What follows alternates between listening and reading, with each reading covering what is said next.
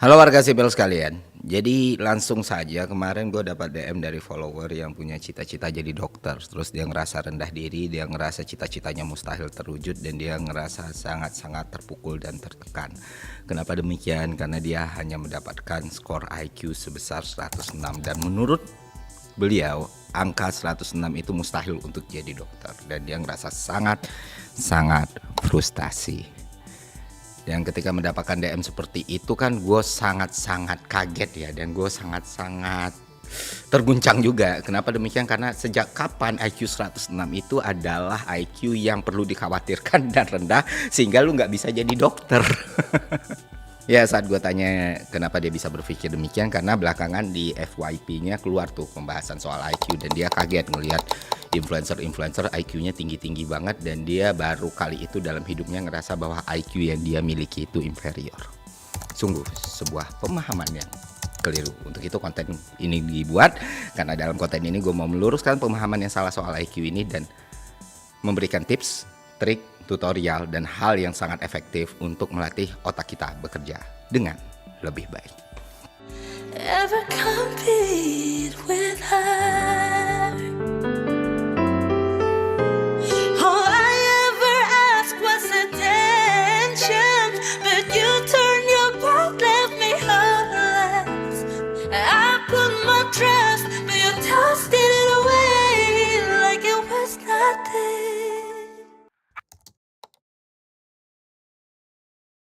Oke, sebagai pendahuluan, oke lah kita bahas lah gitu. Setelah gue cari tahu, gue riset, oh iya ternyata lagi rame masalah IQ 150, 140, 144 dan lain sebagainya dari influencer besar gitu. Ya Reza Arab ya waktu itu sama Sales dan lain sebagainya.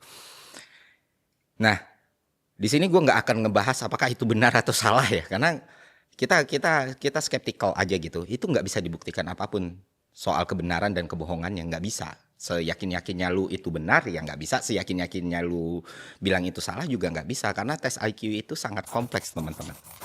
Skornya bisa sangat berbeda ketika dilakukan di usia yang berbeda dengan kondisi yang berbeda pula. Jadi untuk membuktikan validitasnya pun, misalnya influencernya lu tarik, lu suruh tes IQ sekarang di umur dia sekian dengan kondisi dia sekian, itu nggak bisa merepresentasi apa yang pernah dia capai sebelumnya.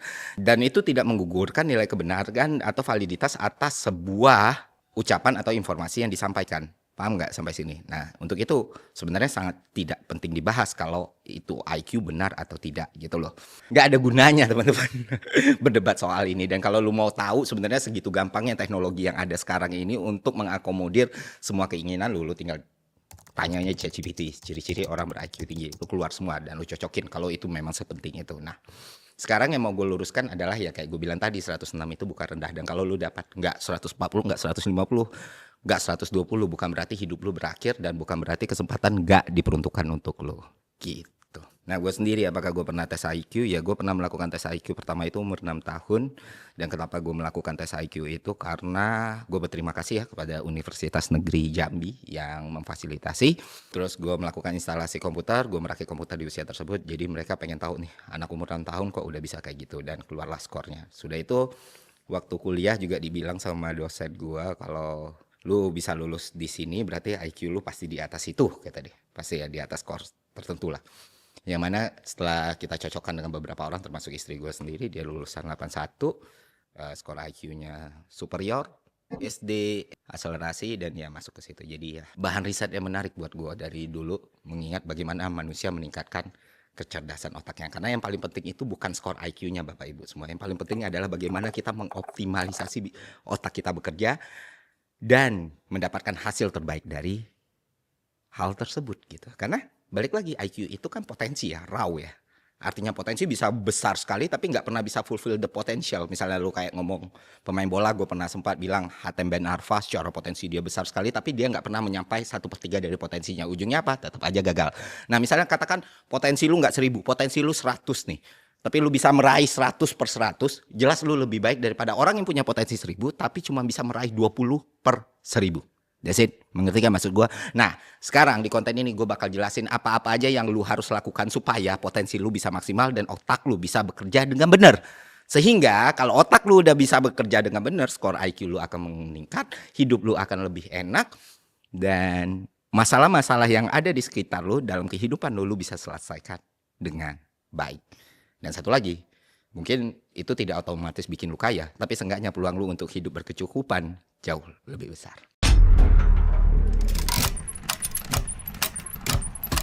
Oke, pertama main game. Dan sebagai fundamental yang paling dasar untuk bermain game adalah gue langsung mention aja catur.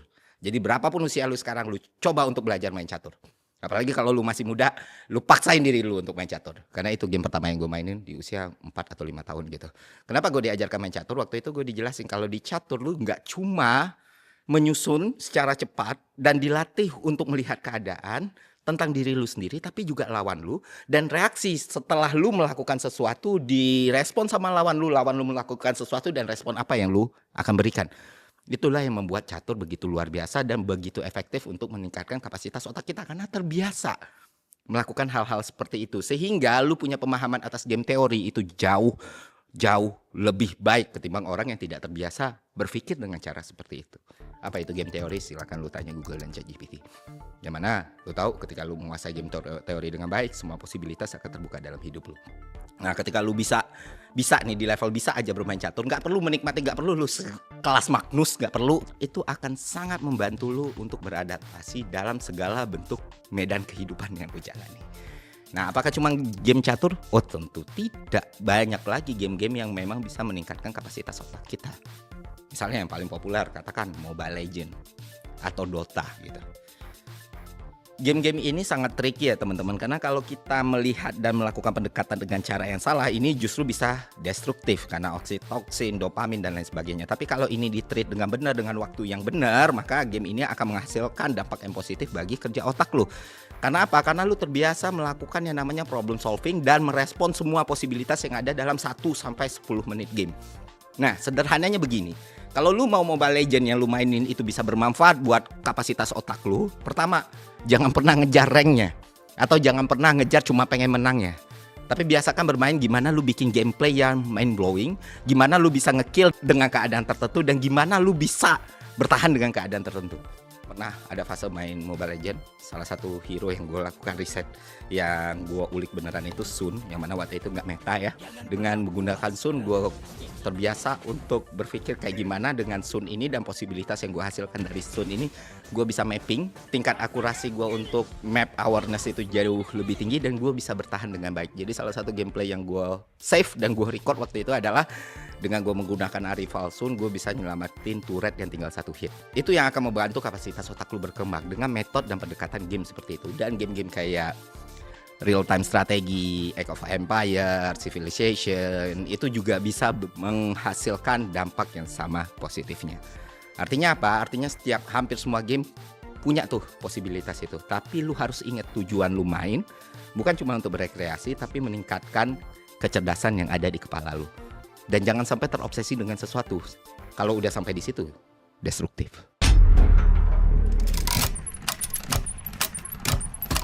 Nah, ini teknik chunking ya. Chunking itu kayak lu bikin bongkahan dalam menghafal atau mengingat atau merekatkan informasi yang masuk di kepala lu. Gini teman-teman, otak itu punya kapasitas dalam menyerap dan menerima informasi. Dari yang mulai jangka pendek sampai jangka panjang ya kan. Long term memory, short term memory, you know it lah. Nah, di short term ini, katakan kapasitas itu cuma 7. Dan ketika ada tambahan informasi yang lain, dia cuma punya 2 pilihan. Memaksa untuk masuk long term, yang mana itu seringkali gagal. Kedua, menghapus informasi yang lain. Sehingga kita jadi sering melupakan sesuatu yang sebenarnya penting. Karena itu tadi. Karena nge-stuck kan di kepala kita. Lalu, apa yang harus kita lakukan? Yang harus kita lakukan, salah satunya yang paling efektif yang pernah gue lakukan adalah chunking. Jadi informasi, knowledge, atau semua hal-hal yang bermanfaat untuk kepala kita, itu gue bikin bongkahan-bongkahan. Dan itu gue yakin juga sudah kalian lakukan tanpa sadar. Misalnya ngapal nomor handphone, ya kan? Gak mungkin dalam 12 atau 13 nomor handphone lu bisa hafal. Itu akan sangat sulit. Kecuali ada keunikan di dalam kepala lu. Nah, biasanya gimana lu ngafal? Lu pecah-pecah jadi 2. Ya kan, 0, 8, 9, 6, 6, 9. Nah kayak gitu. Sehingga nomor itu bisa masuk ke kepala lu. Dan ketika informasi itu dibikin bigger lagi, dibikin lebih besar lagi, wah. Misalnya lu belajar ekonomi, untuk hafal dan benar-benar akurat soal subbabnya gitu, antara permintaan penawaran, teori kepuasan konsumen, teori produksi, GDP, pertumbuhan ekonomi, inflasi, pengangguran. Itu kan scattered. Tapi ketika lu kelompokkan jadi mikro, makro, pengantar sejarah, filsafat.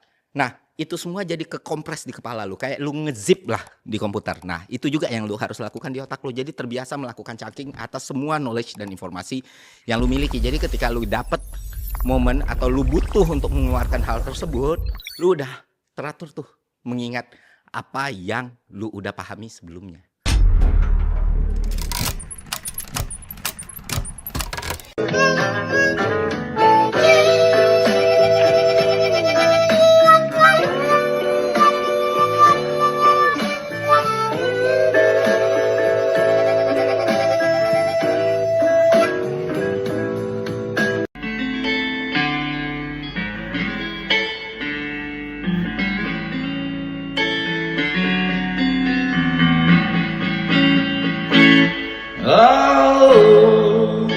Selanjutnya belajar musik, khususnya alat musik atau instrumen musik. Jadi jangan bilang belajar musik terus, wah gue belajar meja DJ bang. Itu enggak similiar dengan apa yang gue maksudkan di sini. Kenapa? Karena itu dua konteks yang berbeda. Kalau lu belajar alat musik kayak gitar, harmonika, piano, drum, otak lu tuh bekerja secara komprehensif gitu. Bukan cuma berpikir, bukan cuma mendengar, tapi motorik lu juga terbangun. Jadi ada sinergi dan harmoni ketika lu belajar atau memaksakan diri lu untuk bermain alat musik. Itulah kenapa musik seringkali jadi simbol, oh orang kalau jago main musik berarti pintar. Itu gak sebetulnya salah, tapi belum 100% tepat. Kenapa demikian? Karena ketika lu bisa menguasai alat musik, berarti otak lu sudah pernah didorong untuk meningkatkan kapasitasnya lebih besar lagi. Kayak orang belajar main gitar pertama, untuk mindahin jari aja itu kan susah banget ya, 1 hari, 2 hari. Tapi lama-kelamaan karena lu melatih diri lu, itu bahkan ada di luar kepala lu. Itulah kenapa belajar musik itu menjadi sangat penting. Bukan untuk sebagai syukur-syukur bisa jadi musisi ya. Tapi tanpa jadi musisi pun, dengan lu belajar musik, lu membuka banyak sekali kemungkinan dalam hidup lu. BTW ngomong soal musik, ya album pertama yang gue garap, Mutia, udah keluar di YouTube, Spotify, Apple Music. Silahkan kalian tonton, dengarkan, dan jangan lupa subscribe. Ya itu album musik pertama yang gue garap. Bercinta sudah sampai di sini.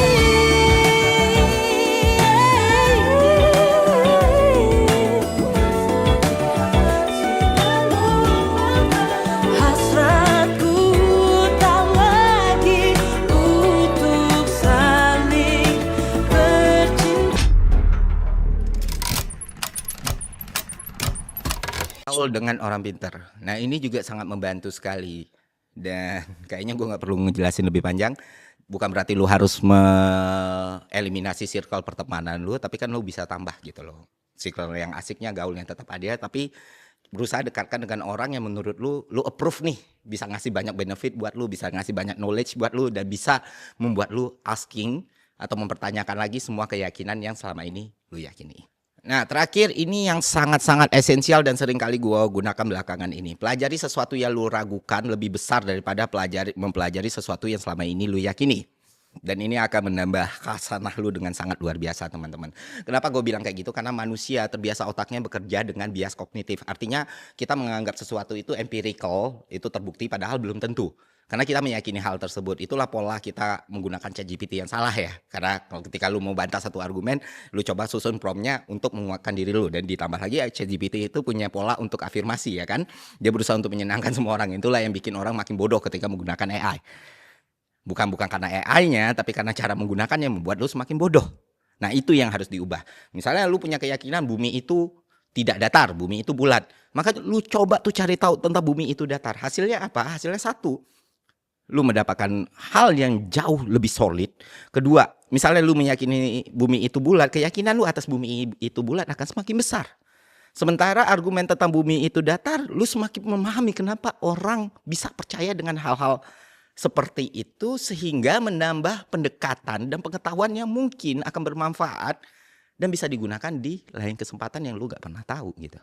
Nah itulah yang biasa gue lakukan dan itulah yang biasa gue gunakan, sehingga begitu gampang dan begitu mudah untuk beradaptasi dengan setiap bentuk obrolan teman-teman.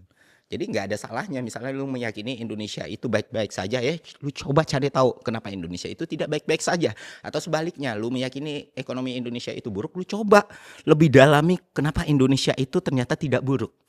Dan lu akan melihat seberapa magicalnya dampak dari kebiasaan tersebut. Nah, sebenarnya banyak lagi dan semua ini terbukti secara ilmiah dan banyak sekali jurnal yang menjelaskan, silakan lu cari tahu sendiri, jelas bahasanya gue sederhanakan supaya lebih bisa dimengerti banyak orang.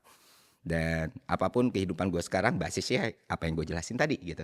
Dan manfaatnya sungguh sangat besar teman-teman. Salah satunya adalah lu terbiasa menggunakan sistem 2 gitu kan, yang kalkulatif, analisis dan segala macam itu semakin mendekati sistem 1 sehingga lu merespon sesuatu itu menjadi cepat, tepat dan akurat karena itu terbiasa ada di kepala lu. Orang kapasitasnya udah nambah.